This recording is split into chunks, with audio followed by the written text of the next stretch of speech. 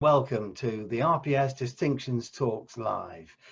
Our guest has spent almost his entire career investigating the relationship between people and landscape and notions of identity and belonging. His work has been exhibited in many countries and is held in collections all over the world, and he's won numerous awards. He is Simon Roberts HonFRPS. Hello, Simon. Hi, how you doing? Fine, thank you. Now, have you always been interested in photography? I have, yes. My dad was a keen amateur photographer. Oh, that's me there actually, with my dad on the left. I wish I had that picture. Actually, I'm not sure. I was photographing my dad's twin brother, so maybe he looks exactly like what we're looking at there. It's yeah, an early promise then. Yeah. My dad was a keen amateur photographer, so we used to spend most Sunday afternoons looking at his pictures on an old slide machine. You know, the ones that used to kind of click round. His kind of Kodachromes. So yeah, from a very early age, I had that connection to the visual image. Although I didn't actually study photography, I studied human geography. But it was certainly kind of part of my early upbringing. Yeah, and then Yosemite, of course, where you went to when you were age 14. You told me you were influenced by Ansel Adams, of course, but also by Stephen Shaw, who took this image here. What's important about this one? Because this is the Merced River, isn't it, in 1979? I mean, what's interesting about Yosemite is that it's very much kind of connected to the history of American photography. It started with people like Colton Watkins, you know, in the kind of 1850s, 1860s, and then Ansel Adams photographing there in the 1940s, 1950s, and then subsequent, you know, other photographers. But like you say, this picture was taken in the late 70s by Stephen Shaw. And I suppose, I mean, I discovered Ansel Adams's work when I was in Yosemite, and it was really, his pictures kind of unlocked a way of seeing the landscape, which I hadn't really experienced prior to seeing his pictures. It was as if they produced this kind of heightened sense of reality of how you kind of absorbed a place. But his pictures were very much about that idea of the rural idyll, about, you know, there's very rarely people in his pictures. And what I liked about Stephen Shaw's photographs, which connect more to my interest, is that how we use the landscape, how we consume the landscape, how in some ways the landscape and our surroundings are kind of subservient to us. And so here we have a much more kind of banal depiction of the Yosemite than something that Ansel Adams would produce, where it's as much about this kind of cast of characters in the foreground as it is about what we see in the background with El Capitan, etc. And we can see from your work how that influence stayed with you. But the other person who influenced you is Joachim Brüm, the German landscape photographer. So let's have a look at one of his images, and you can tell us how that influenced you. Well, I suppose, you know, we all have kind of different influences, and we translate our photographs through kind of various ways of thinking about the visual image. And you know, while I've been influenced both by British photography and American photography, I was also very interested in looking at the Becker School. So students of Bernd and Hilda Becker, like Candida Hoffer, and oh god, I've just gone straight out of my head. But anyway, Joachim Brüm wasn't part of that, but what I liked about his pictures is that he made a lot of work around this industrial area called the Ruhr. And there's something about his pictures that reminded me of some Bruegel paintings or fake Bruegel paintings that we had at home. And there's this kind of sense of just how the people are communing in the landscape. And there's these kind of little stories and little narratives that take place within this kind of this winter scene. And you know, when you look closely, they almost become these little ethnographic studies. You know, I love the little, you know, the boy in the bottom left looking up at somebody. Then you've got somebody sat on the sledge. You've got a sense of kind of fashion at the time. And so these are little elements that build up a bigger picture. And this is something that I've really tried to explore in my own pictures, is how we kind of create these layers within the landscape. And so the pictures become much more than just this depiction of a scene, if you like. Well, you've traveled extensively in search of answers about all this. So what have you learned about people and the landscape? Well, I suppose wherever you go, I mean, particularly photographing Britain, you get to see how land and landscape is very much kind of central part of how we think about both national and in some senses local identity. It's, you know, even if we think about our kind of back garden, it often is a mirror for how we think about the world and how we think about places. And I suppose I'm kind of interested in exploring these connections between memory and actual kind of experiences of landscapes. You know, so what's been interesting, for instance, in COVID, is that as soon as as soon as we were unlocked, the first thing we did is we went out into the landscape. We went to the park. We went to the beach.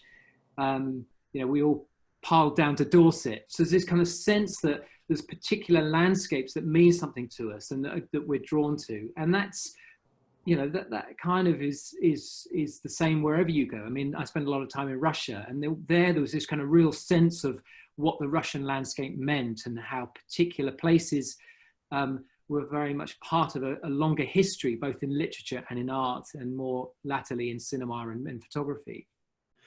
Well, as you said, you went to university, you did geography, then you switched to photography, and then you did a photojournalism course and worked as a freelance magazine photographer. But then came this big change in your life when you decided to generate your own projects, which led to your first book, Motherland, in 2004-05. Tell us about that. Yeah, so I spent about 6 years working for magazines. A lot of the projects were self-generated, which I would then try and get published in magazines. But I suppose I had this kind of real thirst for being much more of an author of my own pictures. You know, I always found it difficult when I handed over my set of slides or whatever it might have been to the picture editor, and then saw the magazine and was always slightly depressed by the selection of the pictures. You know, it wasn't quite how I saw the story. And so I wanted to think, to spend much more time thinking about how I could translate my pictures into a narrative that I had much more control over. And so I decided to move to Russia with my wife in 2004, and we spent a year traveling across Russia with no real aim other than for me to take pictures and for us to kind of explore this kind of vast other place, if you like. My wife had studied Russian at university where we met, and she was kind of interested in going back a decade later.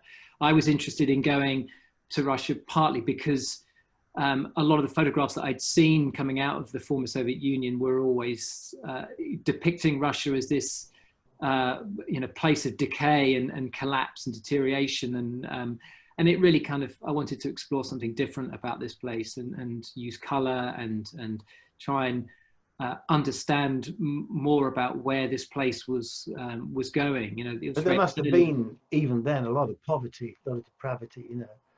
Yeah, there was, but and I didn't kind of try and skirt away from that, but at the same time, I didn't want that to be my main focus. I wanted to spend time with people. We traveled a lot with Russians. You know, for instance, this was a picture taken in Kamchatka in the far east of Russia. And we spent 5 days with these two guys. They would kind of took us on this horse trek. And, you know, by, you know, spending time, you kind of get these more kind of intimate photographs. And this was, you know, one night when Sasha was cooking dinner after Pavel had been putting up the tents. And you just kind of capture this moment where there's this sense of kind of connection to the landscape, and you know, the two of them are very much set within this particular kind of unique backdrop of Kamchatka, which is a volcanic peninsula. Now, of course, your photographic practice was developing all the time during this period. How did it change?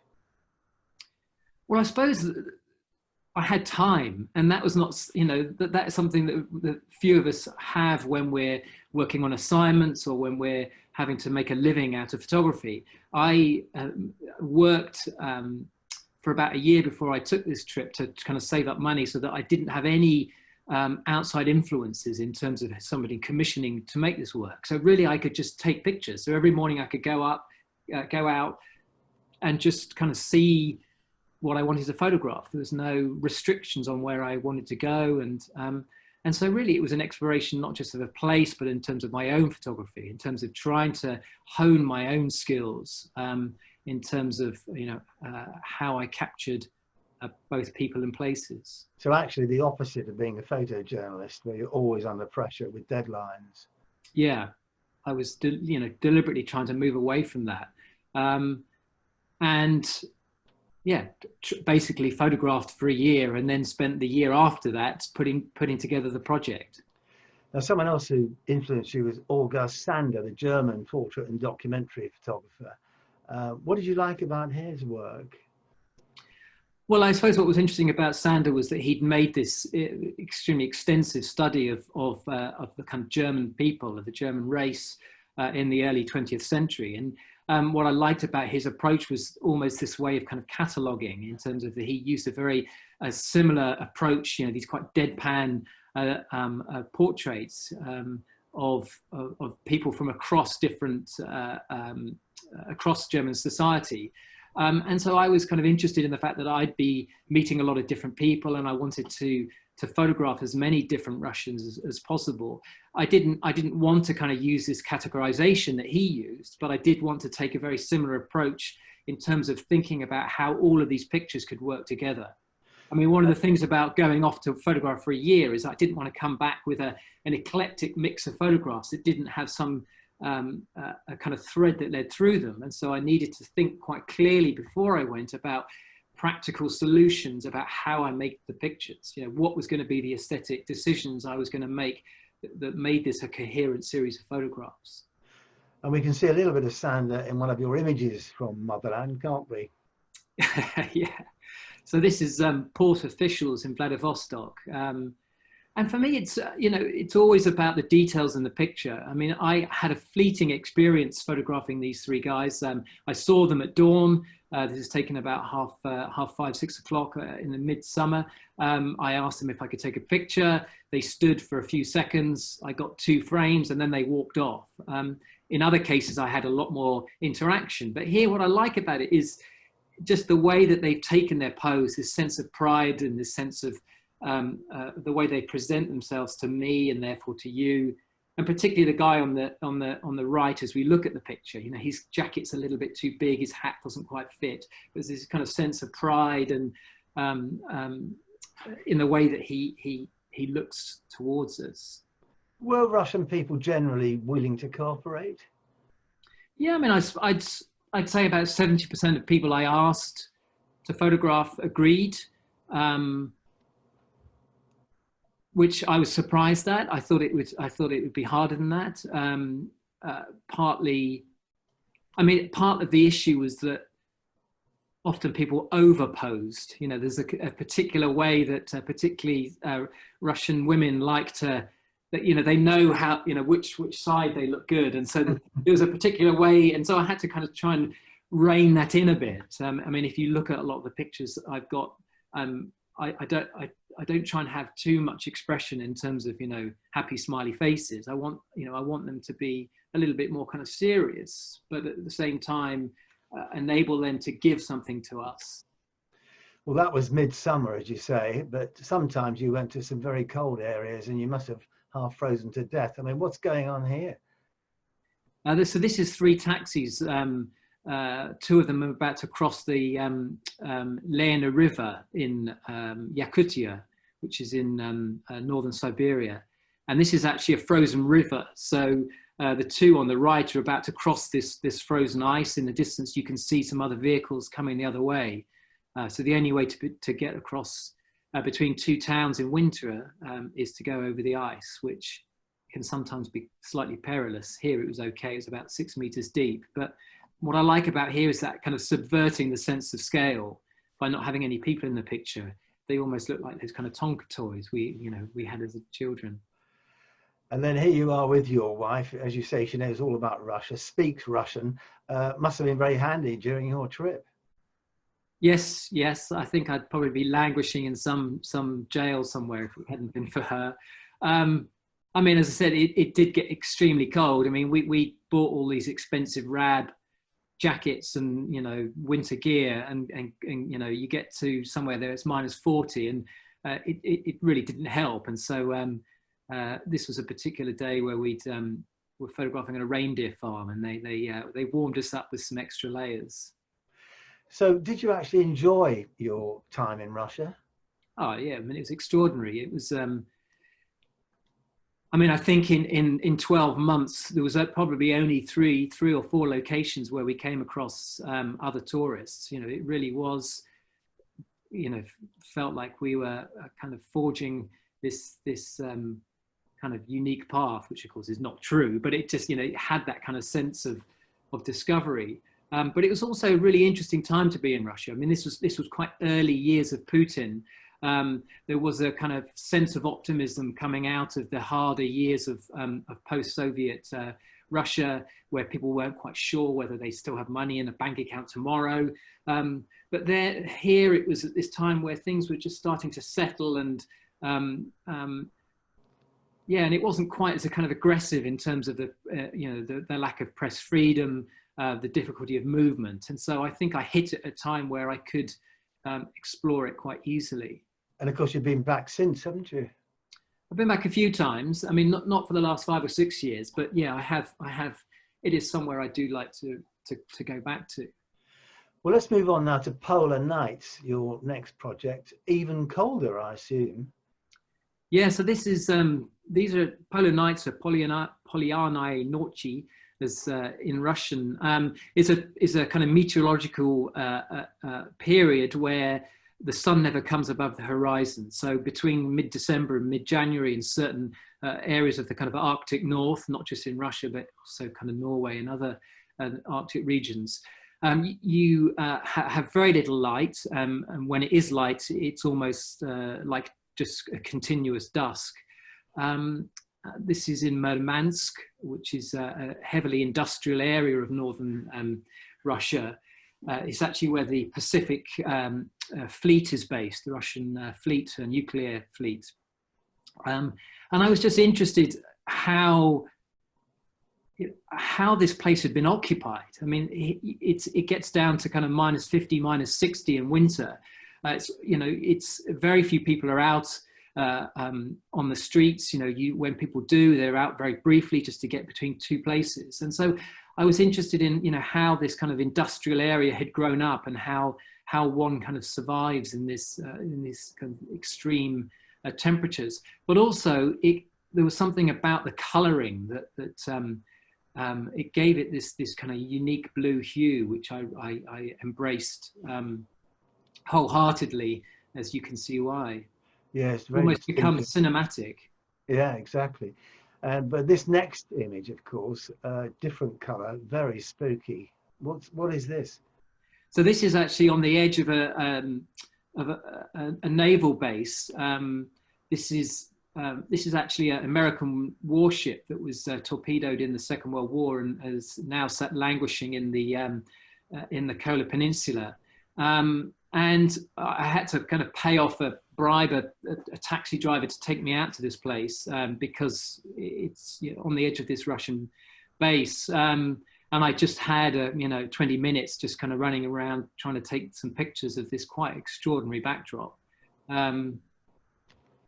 Yeah. And it kind of feels like a film set. Well, your next project couldn't be more of a contrast, really, could it? Because we're back in the UK. The project is called We English, which led to a book selected by Martin Parr as one of the 30 most influential photo books of the 2000s. Very different to Motherland, but still about people and landscape. So what was the thinking behind this project? Well, I suppose it really translated or developed straight out of having spent this time in Russia, where I had become fascinated by this relationship that Russians felt to the Russian landscape, how they kind of understood themselves within this history of Russia and particular ways of thinking about the landscape. And you know, when I came back to England, I came back, or to Britain, I came back at a point where devolution was beginning to be discussed. There was this kind of early stages of talk of devolution. And so I kind of just thought it would be interesting to make a similar journey as I'd done in Russia, but this time make it around my own homeland. You know, there's nothing like going away to rediscover your own country, if you like. And I decided deliberately to look at England rather than Britain, which is where the title We English came from. And so I spent the next year in a motorhome driving around England, photographing the people in the landscape. And I decided to take an even stricter aesthetic approach, in the sense I would not do any portraiture, that this would purely be about people in the landscape, and where possible trying to use an elevated perspective where we could see a much better kind of panorama, if you like, of people in the landscape. So look at how we actually how we actually kind of use the space, use the geography, and how we kind of interact with one another.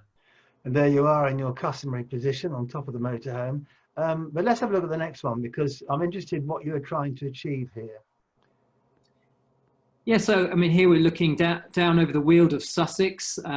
What I like about this, this is from Devil's Dyke, in actually very near where I live in Brighton, and we're overlooking this scene, and in some states it kind of harks back to that sense of the green and pleasant land. You know, we have these depictions of England as you know, we often think about it historically. You know, you've got the cricket pitch, the village green, the oak tree, you know, the kind of sign of you know, kind of English naval might.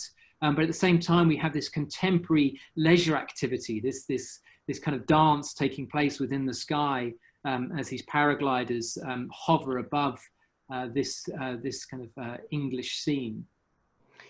If we look at the next one, it's unusual really for you because it has lots of people in it. Because as a rule, you don't like people too big in the frame, do you? Yeah, I mean, I don't mind in terms of numbers of people, but I decided very early on that they were only going to be a third of the frame size or smaller. I didn't want them to kind of overpower the landscape. This is actually the Cotswold Water Park near Cirencester. And in a lot of the pictures, what I'm trying to do is in some ways scrape away at the layers of the landscape. And what interested me about this particular place was that it was a gravel pit for 50 years. So this was a place where gravel was excavated, and then it was flooded in the late 2000s and turned into a contemporary leisure space. So here we have, you know, people kind of flocking to this inland beach. I mean, can you imagine doing this now? You know, it's kind of surreal, isn't it? Looking at some of these pictures, thinking about social distancing and what a different place we're in now. But yeah, so here we have this almost claustrophobic gathering of people on this inland beach. And going back to the Joachim Brum, or what I was saying earlier about how we utilize the landscape, you know, what I like about this is the small narratives that are taking place within the scene. We've got various people, you know, somebody opening a can of beer, there's somebody eating some crisps, there's a Tesco bag, there's the litter, you know, there's these kind of little elements that tell us about time and place.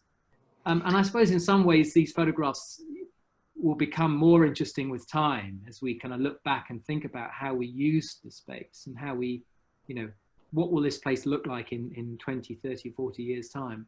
Well, if the virus goes on for a long time, this could become a collector's item, but we will see. Now, the next one I love, it's Blackpool. And if you take away the dress of the people and the calmness, it could almost be the 60s, couldn't it? I mean, yeah, I suppose this is my ode to Stephen Shaw. There's a kind of sense of, yeah, there's kind of 1970s Americana about it. But of course, again, when you look closely at the picture, when we explore the details, we are, you know, you then get these clues as to when it was taken and what's happening, and whether that's the kind of advertising billboards or the you know, who's occupying the frame and what's happening.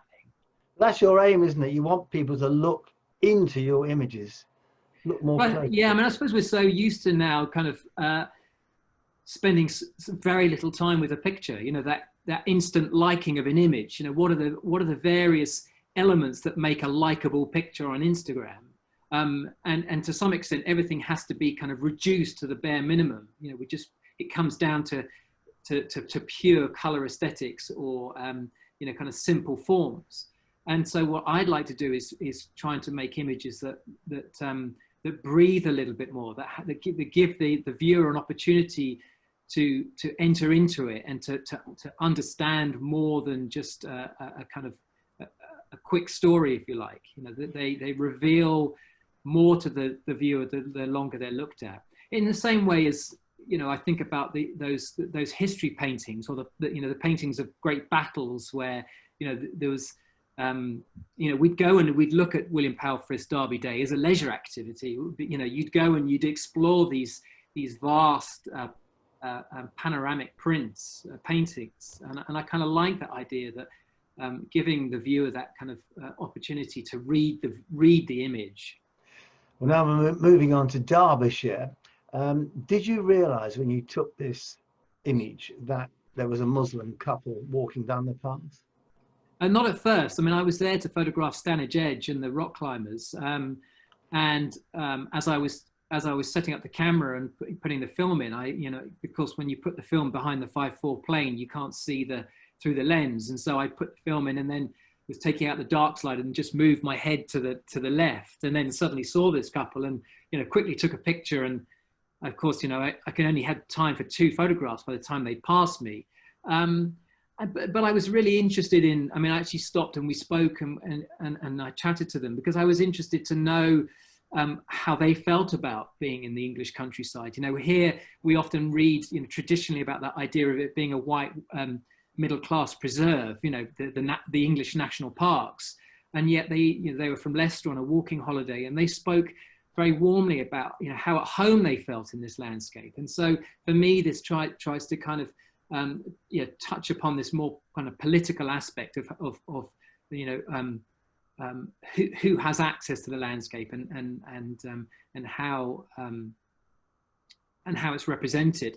I mean, what was interesting at the time that I took this photograph, there was actually a campaign or a story running in the Daily Mail that talked about how the 7/7 bombers had used the Lake District National Park as a terrorist training camp. You know, I mean, totally ludicrous story. You know, they'd been there once, but the idea that, you know, the landscape was being politicized in that way. And so, you know, these are things that I like to kind of tap into, these elements of the cultural and political, what's the word, a background to what, you know, landscape means. Yeah. Well, let's move on then. We're talking of politics to the 2010 general election, when you were appointed official election artist. And this first image features a very famous incident. So tell us about this one. Yes. So I was given this commission by Parliament to make some form of visual record of the general election. So that every election they commission a different visual artist. It could be a painter or a draftsman or whatever. So this particular 2010, I was given the commission, which meant I had to travel around the country trying to kind of make some sense of what was taking place politically. And this involved photographing people like David Cameron and Gordon Brown. And on this particular day, I was photographing Gordon Brown. I'd been in a school that morning photographing him, which was extremely boring. And so I decided to go on to the next location in the motorhome, where he was going to be meeting these ex-offenders clearing a towpath outside Rochdale. And after an hour or so battling with his secret protection officers who didn't want me to park my van there, I finally kind of won the day and managed to stand on the roof as Gordon comes and is being interviewed by the BBC 1 o'clock news. But at this moment, Gillian Duffy walks down the street, and the moment this picture was taken is when she starts heckling, or, you know, asking quite loudly what Gordon Brown was saying. And so this became the kind of the kernel, if you like, of what became later known as Duffygate. So of course we all know, or many people remember, that Gordon Brown left his microphone on after he'd had a chat with Gillian Duffy, got in his car, drove off and was calling her a bigoted lady. He then drove back to her house and apologized. But, you know, it became this kind of media sensation at a time where there was already this kind of void between the public and politicians as a result of the expenses scandal. But what I like about this picture is this, going back to that idea of the history painting, is this kind of moment in time of political significance. And we've got Gillian Duffy there with the blue duffel coat with the red trim. We've got ITN and Sky News are filming her rather than Gordon Brown, which is how we know that something's happening there. And because the difference between you and all the other photographers, they want to get close up, they want action. Whereas in this image, you can see the entire scene. Yeah, so for me, the picture is as much about the architecture of the, you know, this housing estate as it is about the nurse filming on her mobile phone on the top right, or the, you know, the other kind of characters around the frame. You know, the guy with his blue tie holding the gun under his jacket, and then the people in the distance still clearing the towpath. So there's all of these elements that build up this bigger picture. And of course, we always get celebs standing in elections. And tell us who this next one is. Oh, poor old Esther Ranson ran for as an independent in Luton South, and was thoroughly defeated by the Labour candidate, and ended up having to pay her deposit back. But this picture is, here she is on the forecourt of somebody's house. And you know what I like about this is you've got this couple looking adoringly into Esther's eyes as she gives her little political campaign speech.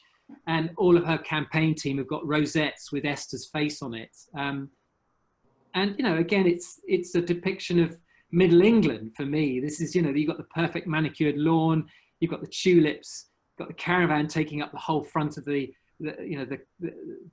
forecourt. You know, this is just, again, it's about time and place. And taken from this bird's eye perspective. I mean, all of these people know that I'm there. You know, I'm stood with a hood over my head, but there's this kind of sense of it being this kind of distant perspective.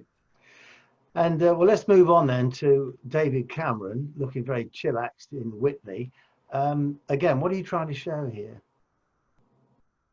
Well, I wanted to photograph on polling day, and as with a lot of my pictures, it's about planning. And so I knew that it would be difficult to get close to the polling station. So I arrived the day before, set up my, you know, the van where I wanted the picture taken, and then just waited. And then David Cameron turns up in his car, and, you know, you've got the press on the right-hand side, you've got the public, and then he's coming out with Samantha walking towards his car, having just voted in Witney. And you know, he's waving, and in the distance, you've got a woman waving her Jack Russell dog. You've got a man dressed as a chicken surrounded by the police. You've got the public up the road, you know. So there's these little elements of stories. And the reason I took the picture from here was because of the sign where it said Liberal Democrats winning here, outside the polling station. And kind of what I like is how, you know, we ended up with a coalition government of the Conservatives and the Liberal Democrats. So there's this kind of interesting connection to what became after this particular vote. Well, let's turn now to Merrie England, your next project, which brings together 10 years worth of your work. And we can see a shot in your gallery in London. It's actually Merrie Albion this time. Sorry, Merrie Albion. I extended beyond the English borders. Yeah, yeah. So what's the difference and what are you trying to do here? I suppose, you know, just talking about scale. I mean, this is an installation shot of one of the exhibitions I had. And as I was mentioning before about this idea of exploring these pictures in detail. So, you know, scale for me is quite important. Although the book is an important outlet for the work, in the sense that I like the photo book as this historic record, this kind of archival document that will sit hopefully in people's homes and libraries for some time. the exhibition gives a different experience as to, you know, how you physically relate to these pictures in scale and how you can really explore the details. I love the next one, which is very English. So that, yeah, this is Broadstairs Dickens Festival. And I suppose in all of the pictures, I try to puncture the photograph from, you know, so here you've kind of got these people in their Victorian garb, but at the same time, if you look closely on the left, there's somebody taking a picture wearing normal clothes. So, you know, I like to kind of enter into these little elements into a photograph that that slightly kind of shift or give another kind of way of seeing the photograph. And the next one has a lot of people. What is actually happening here? This is a download festival, and KISS are about to play, and these are all people dressed up as Gene Simmons and other band members of KISS. And you know, I just it's one of the few pictures where I have people looking at the camera. I just kind of love that sense of this kind of strange cast of characters. And you've got a particular point to make with the next one, haven't you, to do with the National Trust? Well, not just the National Trust. I suppose a lot of the pictures are trying to reference ideas of how we think about the cultural, you know, construction of English identity or British identity. And, you know, of course, a lot of us think about, you know, one of the most popular depictions of the English landscape is, you know, is a Constable or a kind of Turner painting. And here we've got Flatford Mill, where Constable painted. And we've got one of the National Trust staff members holding up one of the paintings that Constable made. And of course, his paintings were made from various viewpoints. So they were constructed, you know, they're not as you see, but over time, what the National Trust have done is they've replanted the landscape around Flatford Mill to make it look more like the painting. So I kind of like this idea that, you know, the landscape is being shifted away from what it was to make it look more like it might have looked in a painting. You know, so there's this kind of interesting ideas about how we, you know, how the landscape is kind of changed and adapted. And of course, how this is also a pilgrimage site. You know, we go to this place because we like this particular sense of how England should be. We'll have to speed up a little bit, so let's just whiz through. We've got the Olympics next, which must have been quite an experience. And then also in Merrie Albion, a mosque in Bristol, not far from RPS house, actually. And you described Merrie Albion as the visual representation of a country's anxieties, past and present. So really, we're talking Brexit, aren't we? Yeah, I mean, the photographs were made between 2007, so at the, you know, the kind of end of New Labour, and the last photograph was taken on the day that we signed Article 50. So the idea, you know, the idea is that it's kind of bench post, is that the word? Bookended by these kind of two quite you know, political ideas, and you know, Brexit was this kind of huge deal and still is, and I wanted to explore that somehow visually. I mean, it's actually quite difficult to explore Brexit visually. I mean, campaigning was one way that I could do that, to show, you know,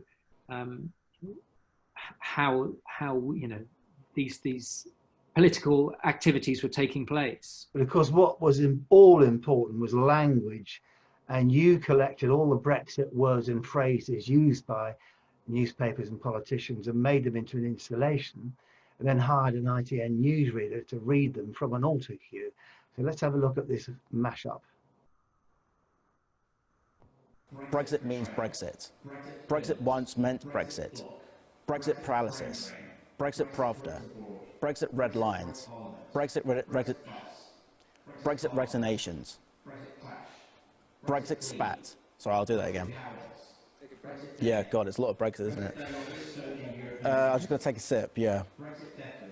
I can see why they say Brexit means breakfast. God.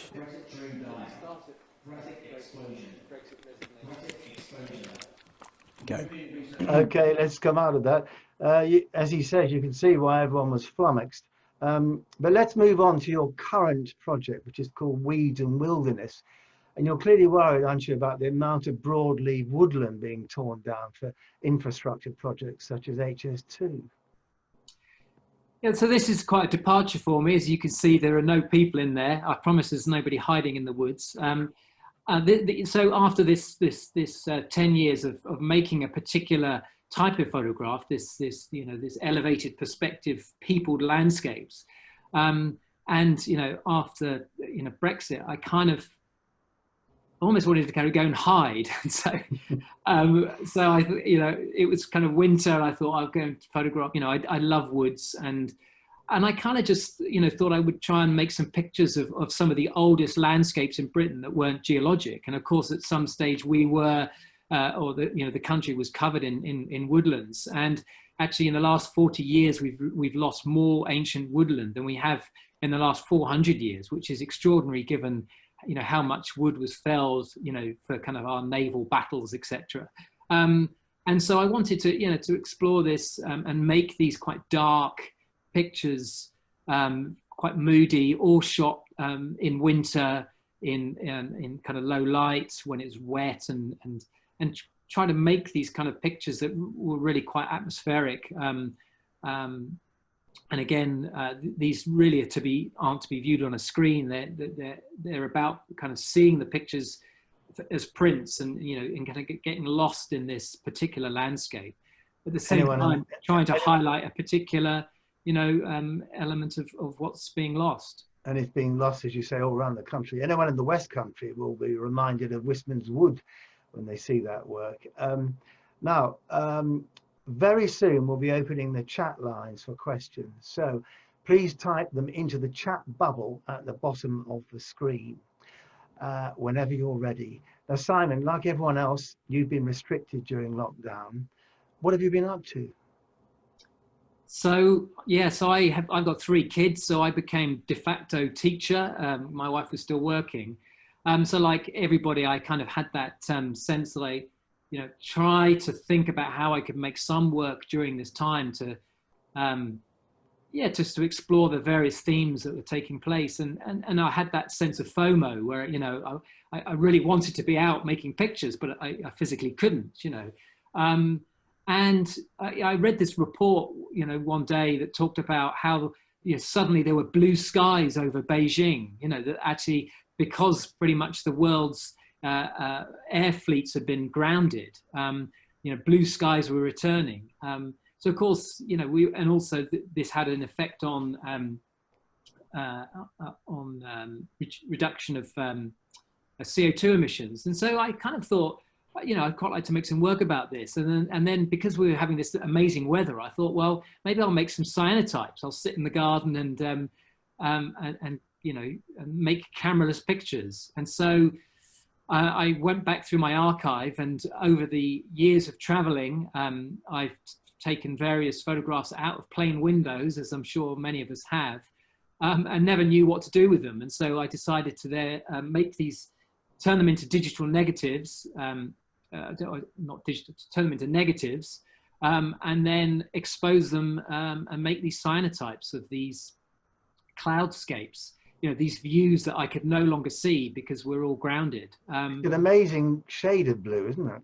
Yeah, I mean, it's called Prussian blue. I mean, it's cyanotypes, have this kind of intense blue coloring.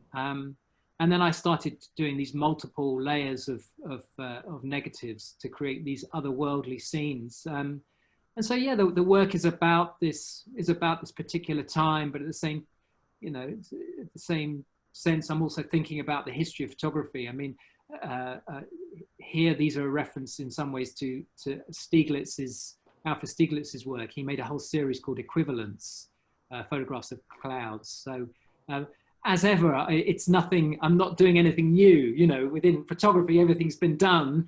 We just need to find new ways of expressing ourselves. And so, well, unlike the past, I mean, you've got images, you've got videos, installations, and of course I've mentioned your books. You must be proud of what you've achieved.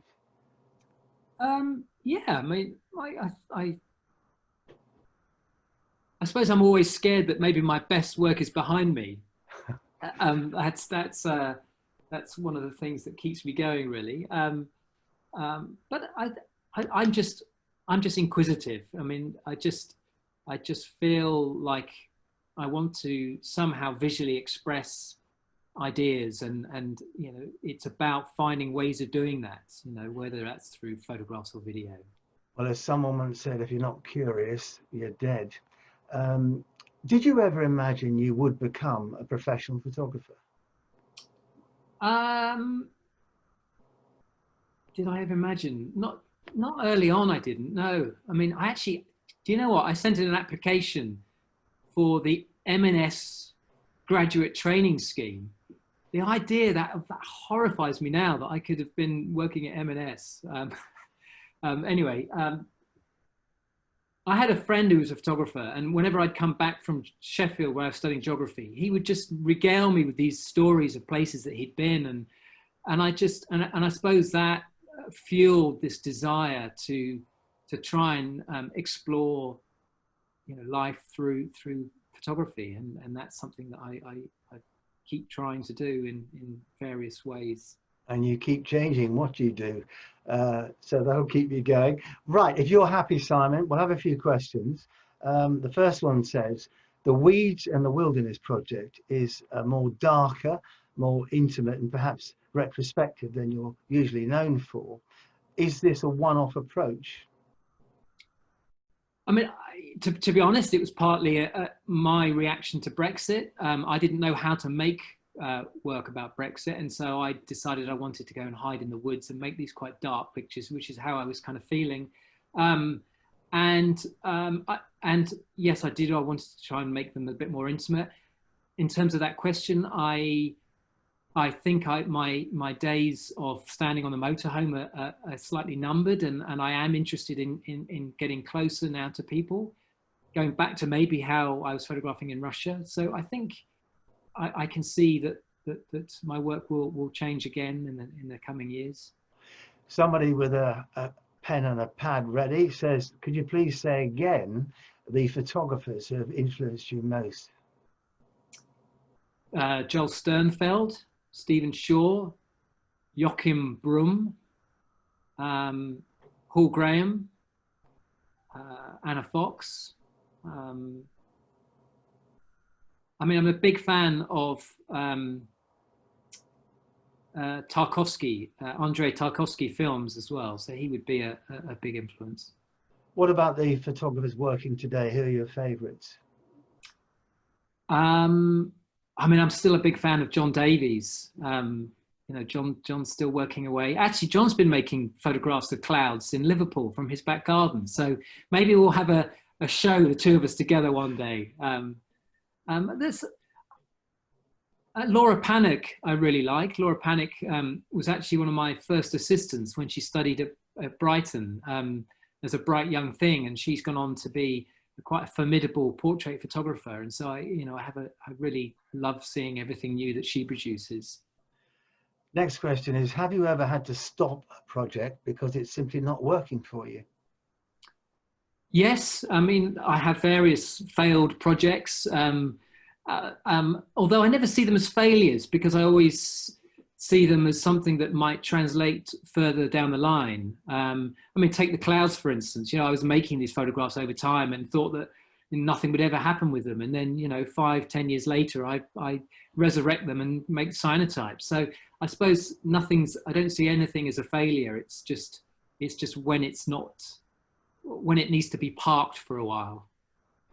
I think I know the answer to this one, but it says, regarding the 3 Russian port officials, did you take one image and then when they relaxed, take another image? Probably. I can't actually remember. To be honest, I preferred the pictures when people weren't that relaxed. As you say, they don't smile, do they? Stiffness. No, I mean, generally speaking, if I was taking a portrait, I would normally, particularly when we were shooting film, was that whole trick of saying the films, you know, I finished the roll and then they'd relax and then you take one more frame. So, you know, it's, how do you do that with digital now? Right, next question is, what equipment do you use? So until 2012, I was using an Ebony 4x5 camera, shooting on film with Schneider lenses. When I did the Olympics, I wasn't allowed to use a tripod on any Olympic site, so I started using a Phase 1. And so since 2012, I've been using a Phase 1 back, which I photograph it on a Cambo Actus camera. So I've got a Cambo Actus body, which operates like a 4x5 because it has a tilt and shift, and I put the Phase 1 back on it. If you had to go to a desert island and you could only take one camera and one photograph, what would they be? Oh, blimey.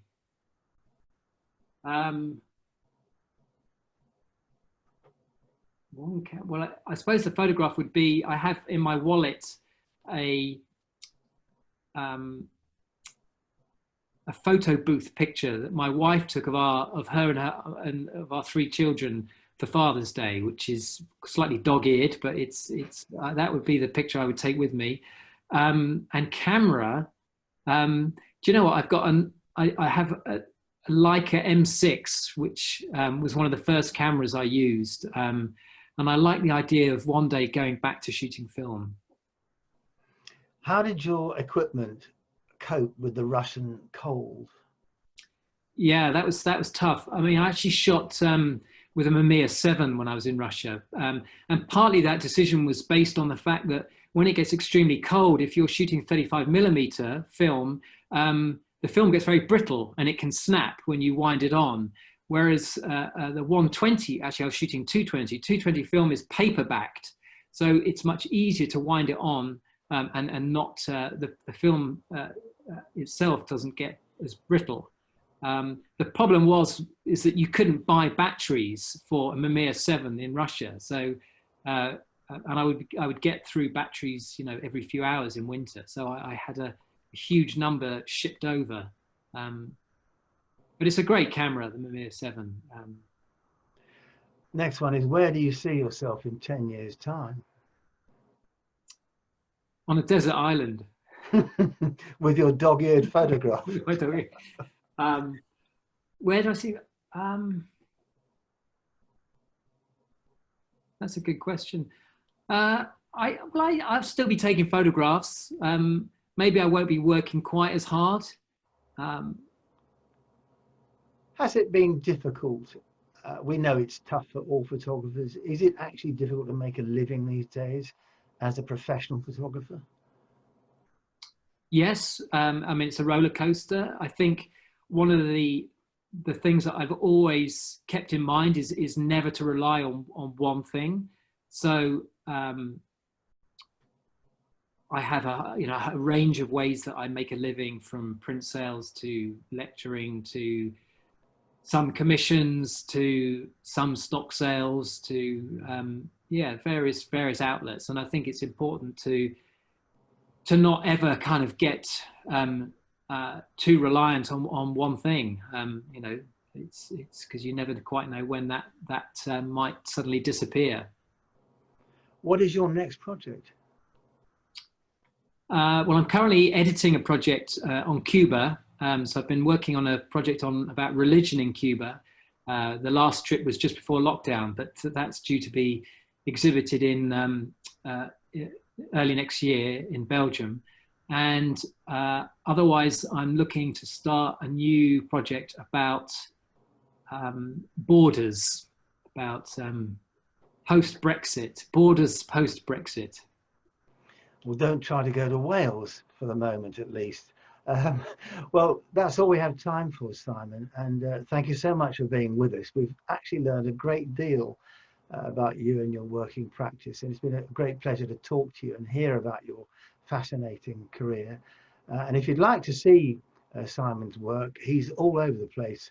These are details of his website, Twitter, Instagram, Facebook page, and so on. Sounds, Simon, like you need a full-time social media assistant. So thank you so much for being with us, Simon, tonight. It's been an absolute pleasure. Thank you for the invitation, and thanks for joining us, everyone. Thank you. And I'd also like to thank Andy Moore, LRPS, and Stuart Wall, ARPS for all their help behind the scenes. And thank you for being with us.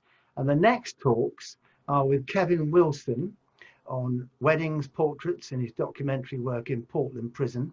Then Mandy Barker, the international award-winning photographer, and she's highlighted the global crisis of plastic pollution in our seas. And finally, Steve Smith, who'll be showing the best of his work, especially his images from Cuba. So I do hope you can join us. Hope you've enjoyed tonight. But for the moment, goodbye from everyone here at the Royal Photographic Society.